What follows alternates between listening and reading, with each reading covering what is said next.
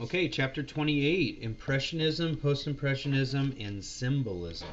We'll also get into a little bit of modern architecture. So this time period is essentially the pre-modernistic period. And what we have going on is a second industrial revolution that focuses on more subtle aspects of industrialism. For example, alloys and the invention of steel and all of that, which is going to have a lot to do with architecture as we move into this modernist time. And with the second industrial revolution, it's going to bring more and more people to the cities. So with the second industrial revolution, we have an increase in urbanization. And with that increase of urbanization, you're going to see a lot of quick shifts going on in society. Very quickly, in 30 to 40 years, you're going to see the middle class really expand. And with that expansion is going to come cultural expansions and all kind of ethical expansions. And hand in hand with that will be the fine arts. The fine arts will be expanding and altering and shifting very quickly. And excuse me. So that's why we term this modernism, is that it's always shifting and like the age, and there's always a constant new feeling of life. So we're going to go through different types of art styles that are going to be synonymous to this constant shifting, and so they're considered modernist. We'll examine these methods of art and also criticize them. So you'll have artists that are in one category that will criticize that category and move into another category. So you'll have, like, it'll start with Impressionism, make its way into Post-Impressionism. Then you'll have the Symbolist that will have elements of Impressionism and Post-Impressionism in their paintings. So they're criticizing them, but at the same time they're studying them and doing them. So it's it's a time of flux. It's a time of constant change. And the artwork is going to highly reflect that constant change. So the first school and wave of study is going to be the Impressionist, so Impressionism. And we're going to begin with Monet in figure 28.2, because it's this painting, Impression, Sunrise, that gave the avenue, or opened up the avenue to consider this type of painting an impressionistic painting. Now, the reason why it's called Impressionism is because the work is sketch-like and quick, abbreviated, fast, quick, speed, and spontaneous. All right? So essentially what these artists are doing is they're trying to capture the moment without any delay. All right? They're interested in what's going on scientifically with their eyes and how they're capturing the color, and they're capturing the light very quickly without really much thought. It's very much about a reaction to the color and light in nature, and how to quickly and spontaneously transfer that over onto the canvas. So these artists would not start a sketch like we would see in the past and then take the art into the studio and finish it. They would stay there and they would finish it and leave it in this very sketched like way. All right? So what would have been considered 50 to 100 years earlier as an undone painting, an unfinished painting, is now being considered a finished painting. So again, they leave it in this sketch-like quality instead of building them up to more formal paintings. And the main the main adjectives for this is they're abbreviated, they're speedy, and they're also spontaneous. And they're done outdoors. Okay, there's no studio time. Everything's done outdoors. And the reason that, again, they paint them outside is to capture that real-time moment. Okay, to capture that real-time moment, so that they don't lose the emotional connection between and the optical connection through the eyes, the cones and rods, with the light and the color that's coming through the landscape. Um,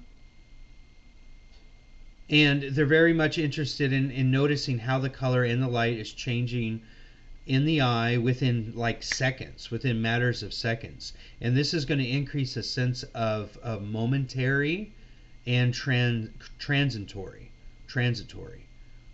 So you got to think about the time, and everything is shifting so quickly from this rural, slow like pace in the countryside to this urbanization that is increasing this population and increasing this level of quick, change. You think things are fast now and you require instant gratification like with your smartphones, right? Imagine what that was like in the industrial age before the smartphone. Is like 5 to 10 minutes was wasn't long enough, versus now it's like 1 minute, like 30 seconds isn't fast enough to get what you need on your phone. So back then it was like things were moving so quickly, very similar, synonymously to what's going on now with our smartphones. So Impression Sunrise is reflecting these levels of abbreviated speed and spontaneity and noticing real time. So what he's doing is he's shifting the paint in a very quick way, leaving thick bands of paint and loose definitions and detail throughout Impression Sunrise. And the main focus of interest is the sun as a focal point. That's the thing that really has the most definition. And that's the warmest element of the painting, and everything else is very cool. So this is almost, again, 50 to 100 years ago, this would have been the under painting of something that needed to be painted over. This would be a sketch. So Impression Sunrise is our first example of looking into the Impressionism style of painting. And the Impressionists were very much interested in portraying like urbanized Paris, which is often the theme of a lot. So this is near the harbor in Paris. So this is part of the urbanized setting. You can see the industrial landscape with some of the larger machines in the background that are pushing this second industrial revolution forward, kind of obscured in the distance. And there's going to be a sense of energy with the use of agitated application of paint. So you can see with the sky that there's quick brush strokes, very quick, almost agitated. The obscured, hazy landscape that we have in the distance by the sun is very agitated. The water is agitated as well, with very thick, bold, not aquamarine, but diluted hue color of blue in the water by the boat, and everything is very obscure and agitated. And that again is a contextual reflection of how these painters felt they were impressed by this urbanization and this second industrial revolution. So they're a little agitated by everything that's going on around them, and the artwork is kind of reflecting that a little bit as well.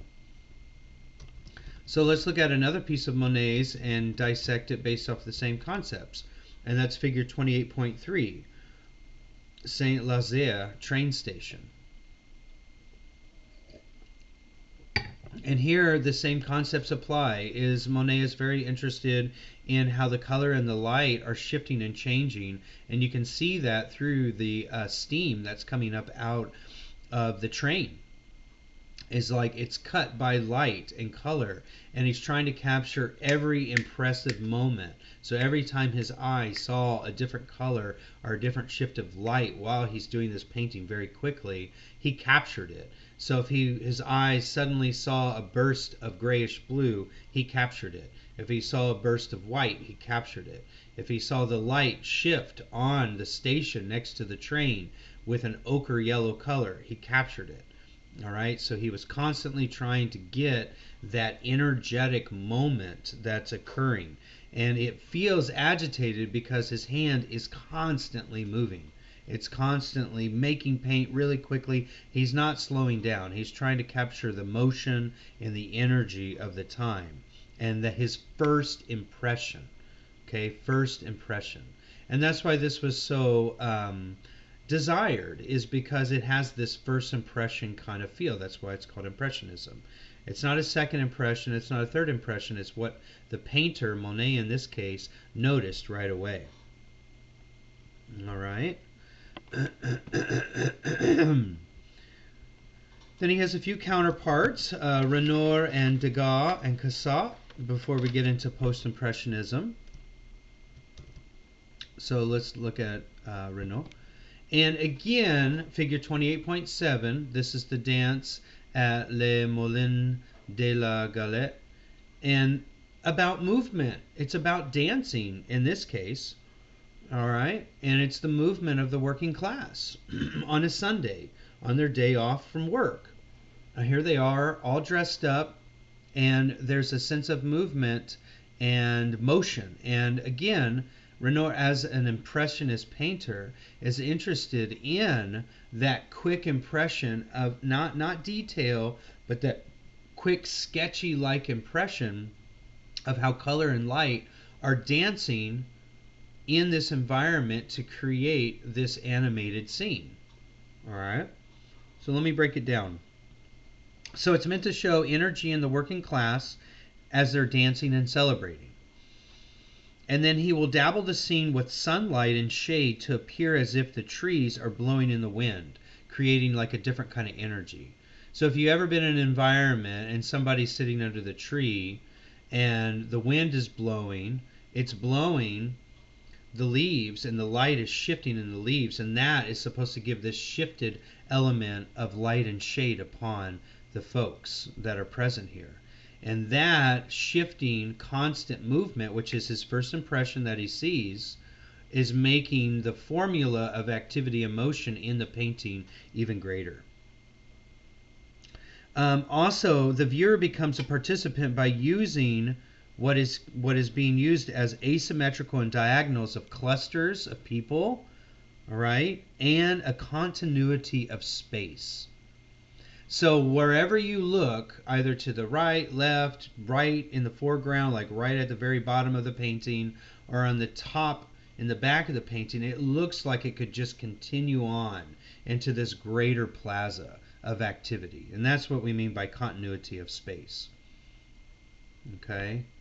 And then he clusters people at a diagonal that gives, a diagonal line creates more action. Okay, so if it's about motion and about energy and that first impression of capturing energy using color and light, then by creating a diagonal composition, and it has this continuous space, it makes it more active. A vertical line is a straight up and down, unmovable line. A horizontal line is at rest, and then a diagonal line is in action. So you'll see a lot of diagonal lines throughout this composition. Right, and the placement and the clustering of the individuals in these diagonals, as if the perspective has shifted up a little bit as well. You're not looking at them straight on.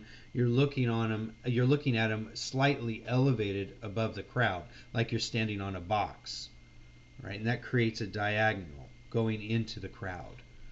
All right, so that's intentional to again reinforce the importance of action and energy that's present in the Impressionist paintings. All right. And that also yields to it not being universal or timeless. So the Impressionists don't want to capture something that's going to be classical, and that's what classical is. It's something that expands time, and it's universal from A to Z. They want to capture one letter, like any letter in the alphabet. N, right? M, O, whatever. You know, they want to capture it very quickly and only focus on that one letter. They don't want to focus on the whole alphabet. They don't want it to be this timeless thing. They want it to be that momentary time whenever you are doing the alphabet and you say P, and then you move on to the next one. They want to focus each painting on being like one letter in the alphabet, not the whole entire alphabet.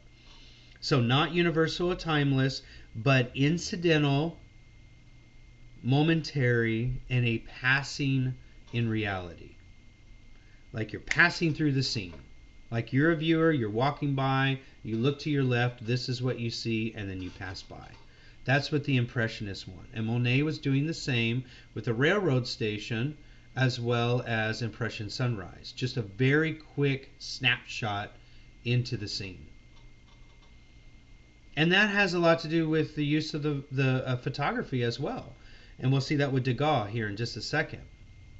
But you got to realize that photography is now part of the formula, and it's able to capture just one quick moment.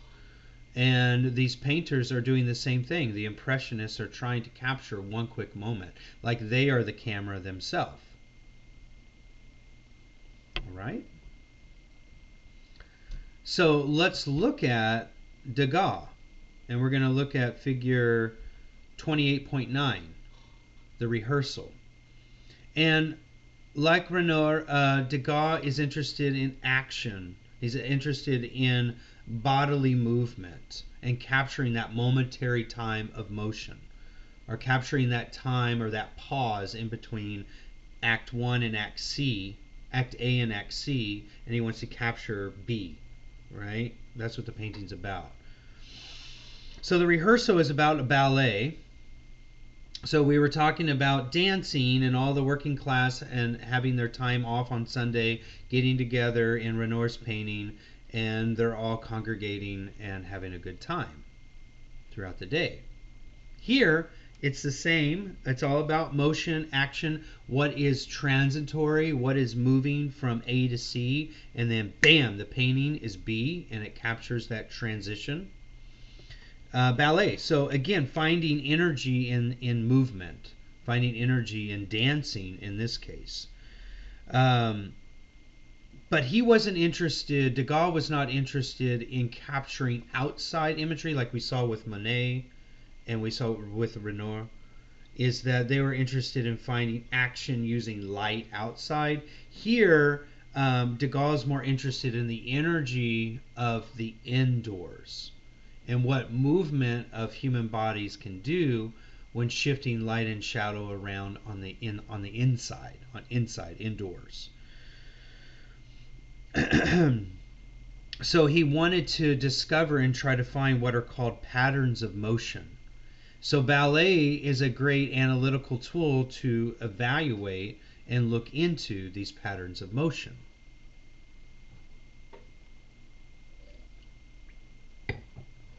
And by discovering these patterns of motion in a very artful but analytical technique in ballet, he's again focusing on that transitory or that momentary use of unstable motion. Like you see with some of the performers there in the back, some of the ballerinas, they appear unstable, but they're actually in motion. So he's trying to capture this energetic instability.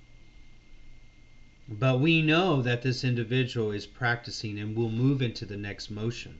And that's part of the Impressionist, is that when you look at the painting, you feel as if you've just stepped in to the environment and you're just passing through, and your eye has just caught that one act. So by using color and light, it makes it seem as if your eye is part of the observation of the composition. In this case, indoors with the ballerinas. Renoir, Monet, it's outdoors with a plein air scene like with Monet, or a congregational scene of levity and playfulness with Renoir's painting. All right, so how the eye just quickly flashes and looks at a scene, and the first impression that you see, right? Now, Degas is going to do something that's it's what's called an antithesis to composition leading up to this time. And what he's going to do is he's going to create a sense of imbalance in the composition. And how he does that is he leaves the center of the painting empty, which isn't typical. If you even look at Renoir and Monet, the center of the painting has some element of activity to it, right? a boat and a reflection of water with impression sunrise. The train coming into the station. The train coming into the station with Saint Lazare train station. The plume of steam coming up out of the train, centralized, right? Renoir's dance at La Molin de la Galette. You have a central figure that's peering down at a diagonal towards somebody else. There's something going on in the center, but Degas has it empty. All right, it's just the floor, which segues into the floor. The floor is most of the composition. It's most of the canvas. It just spreads to the walls, and the walls are austere, and it's this whole lack of activity in the middle of the floor and across the floor. And also the figures are in a random placement. They're not organized in a very specific, systematic way. And then the figures are also cut off to show, and they're also cut off. All right, they're cut off on the edges, like both on the left and on the right. And the reason that they're cut off is to show this fleeting moment the viewer is capturing from above and not straight on. So again, that moment when your eye just opens really quickly, flashes, takes the picture in your brain, right? Just like a camera, and then it closes, and this is the moment that your eye captures that first impression. And that's why it's called Impressionism. Now, he would use a camera to like stage and capture certain moments, and he would use that to his advantage. He would. He was one of the painters that actually embraced the use of the camera to capture that first impression. Okay. But not in this case. In this case, it was just a really quick first painterly, very quick sketch-like impression of these ballerinas indoors. All right.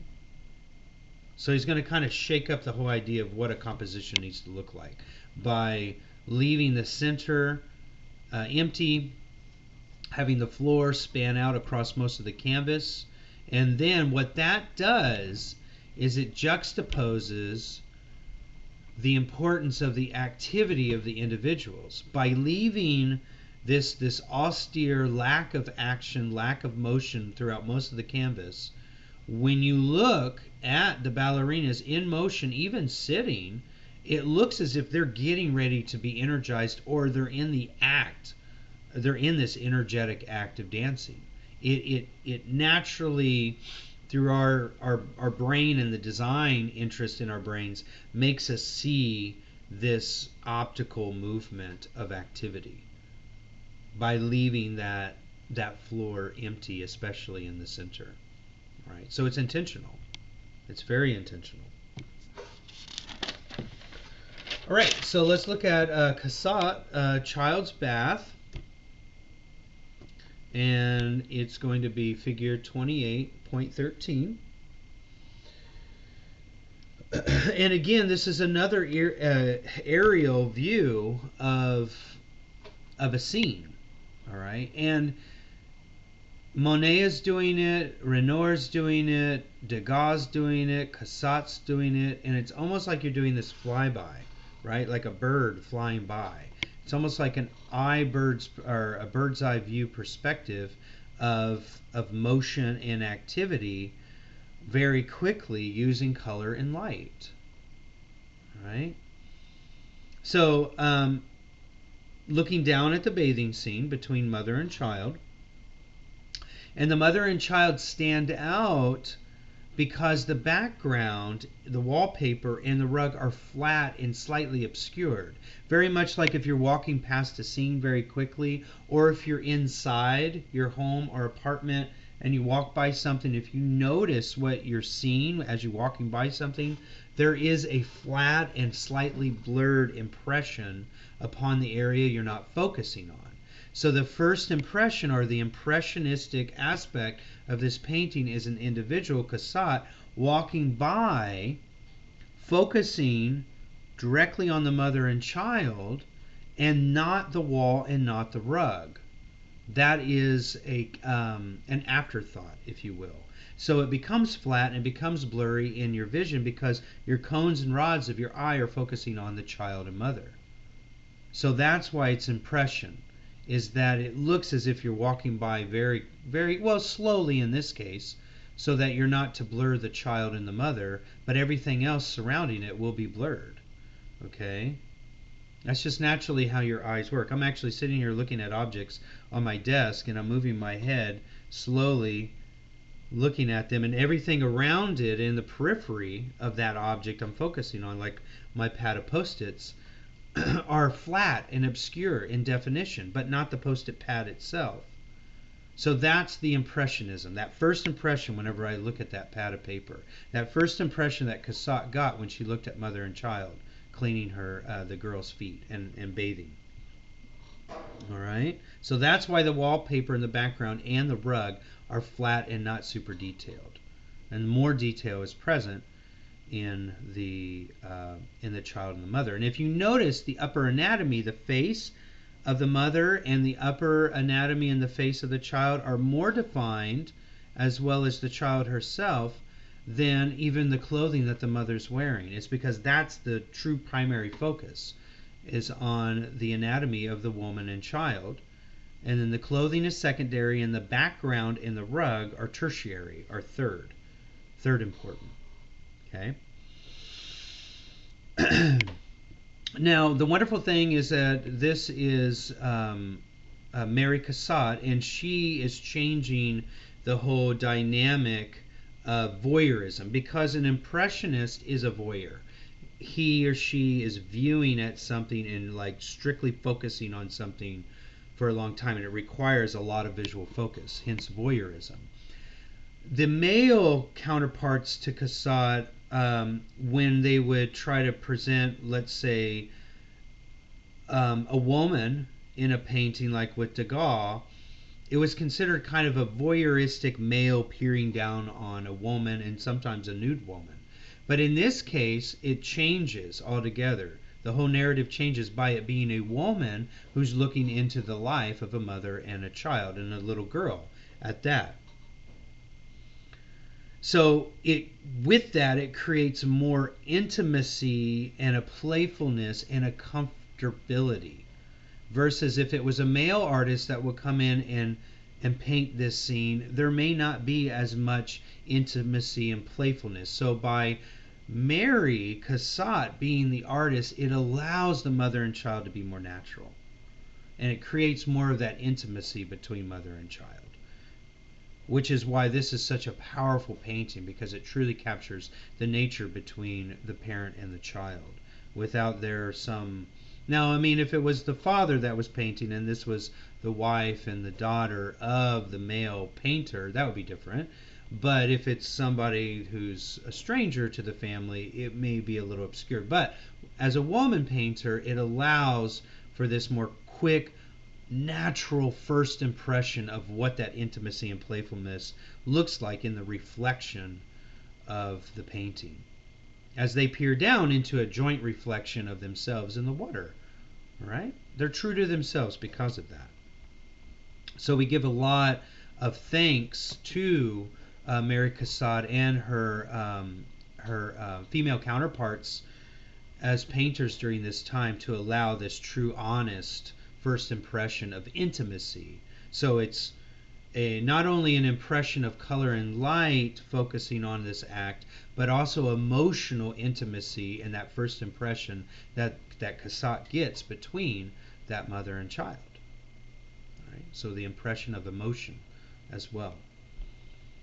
Okay, so those are your Impressionists. I'm going to leave it at that for this video, and then we're going to get into Post-Impressionist with Seurat, Van Gogh, as well as Cézanne, and then we'll talk about symbolism in architecture, and that will be chapter 28.